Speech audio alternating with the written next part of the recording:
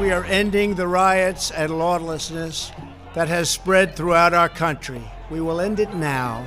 Donald Trump has made it loud and clear he is fighting fire with fire. As Black Lives Matter protests turn violent across the United States, the president is fighting back with a hardline response to the riots. When the looting starts, the shooting starts. A single tweet enshrines Trump's message. The National Guard was deployed in 24 different states after Trump told governors to put an end to the violence. He doubled down on this heavy-handed approach by threatening to deploy the military if the states fail to suppress the rioting. We can have our military there very quickly. They've got to be tough, they've got to be strong, they've got to be respected. The seemingly stone-cold approach might very well be a calculated move to deter more protesters from joining. The president is very likely to be well aware of the images circulating on social media of police pushing back on protesters with full force. Violent as it might be, the hope is that it's the fastest way to put out the fire.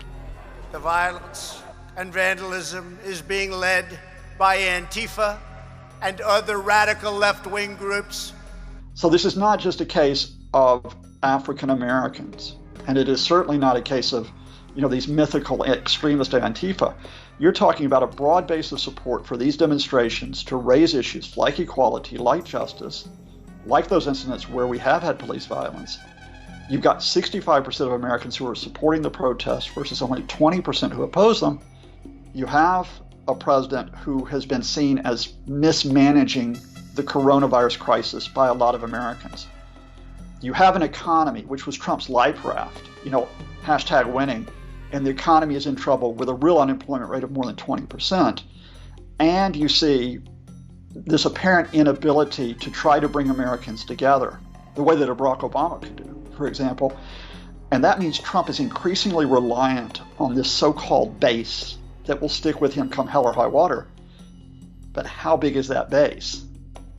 In the meantime, his adversaries are taking full advantage of the chaos. Our country is in pain.